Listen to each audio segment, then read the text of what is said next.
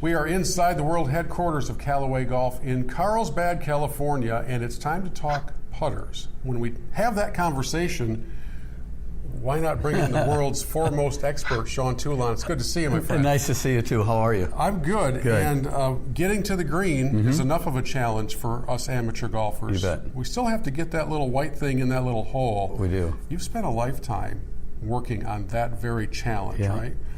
What's the latest and greatest? What's happening in the world of Toulon Golf and Odyssey? Well, we've sort of come to grips with a bunch of different things that we had been working on. And what I mean by that is we have spent so much time working on getting the ball to roll better, faster, more overspin, which is great.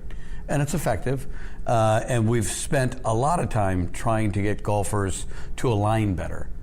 Golfers are really, for the most part, they're bad at that. Even tour players are not very good at it. But then when we started to do more research and digging deeper into, are we really focused on the right things? Really your report card is, are people getting better or are they staying the same or getting worse? And what we found is they're not getting better to near the degree that we would like them to be getting better. So something else is going on. And I know this will be shocking, but what we uncovered with our research was the reason why golfers aren't getting better is because they don't have very good putting strokes. What? Yeah, right. Get out of here. So there's an old adage in club fitting that says the golf club helps to create the swing, which I think is really true. Golfers are smart people, and they'll start to react a certain way. In a lot of cases, if a club is poorly fit, you'll see that really manifest into some sort of a compensation in the golf swing that's not good, trying to make that piece of equipment work. We looked at it the other way. If it can be a negative impact or negative effect, then there should be a way where we could design a piece of equipment that would actually help you improve your stroke. That's where we've been spending our time, and that's what 2019 and beyond is all about for us, called Stroke Lab. And when we talk about that in the context of putters, we're talking about micrometers of adjustment, right? We're talking about 5,000 frames per second video where you can see how the ball reacts. So we're talking about technology not just in the putters, but in the ability to measure what's happening. You've had a breakthrough in how to look at all of this. We have. So to your point, we're here at the world headquarters. The amount of equipment and diagnostic tools that we have to really be able to measure what's going on, I've never seen anything else in the world like it. So we come from a very fortunate side there where the R&D budgets that we have here are pretty incredible. But when we started to really look at why golfers are not getting better, it's because they have massive inconsistencies in their stroke. So we started to look at, what's causing that? And what we did is we went and looked at really sort of the history of how putters were made. And what's happened is putter heads, when Ping was dominating putters, the putter landscape in the late 70s, early 80s, a putter head would weigh about 280 or 290 grams, very light. Today, they're about 350 grams. So they've gotten massively heavier. That's really been in reaction to big changes in agronomy. When I was a kid playing high school and college golf, if somebody said the greens were 10 stimp, crazy, it would throw you into a tizzy. We just had Adam Hadwin, and he said, until they tell me they're 15, I'm fine, right? 15. So think about that. That's a bathtub. That's very quick. So what's happened then is the head has gotten really heavy, so that's changed a lot. The shaft really hasn't changed at all. And then in 2012, there was this phenomenon called superstroke that happened, where these big, fat grips came out. The difference is the grips are not heavy. They're not 75 or 80 grams, they're 50. So what we saw is heads got really heavy, shaft stayed the same, grips got lighter, swing weights went from a steady diet up from about C2 or 3 way back when to all of a sudden they got to F3. They just got to the point where they're uncontrollable for a golfer.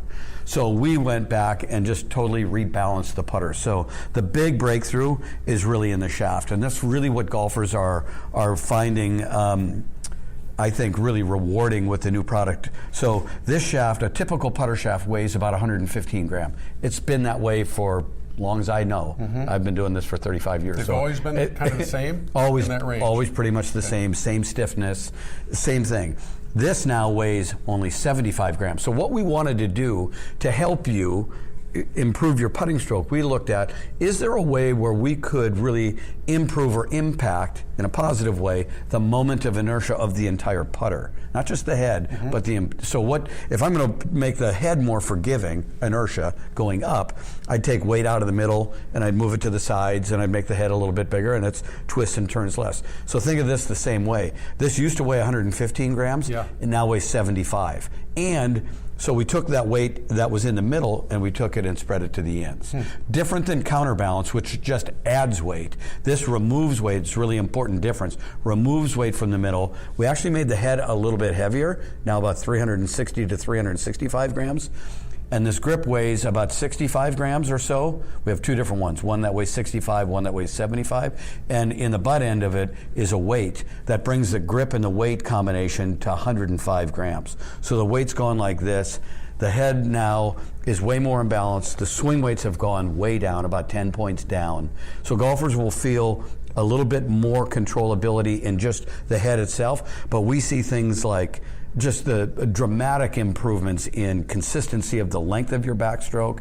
As the putter comes back, the position of it off the ground is about 20% better. The length of your backstroke about 21% better. Your ability to get the club face back to square at impact, almost 15% better. Geeks like me, we get excited when I tell you there's a 2 or 3% improvement. This is crazy. So it's a true, and people say it all the time, but I would say that this is a revolution in putting. You also mentioned that golfers often suffer from alignment issues. And so we have some visual aids here. We have the 2-ball behind you that you can grab if you like. So of course. You're trying your best, I know, to dial in the eye line of the golfer. We are.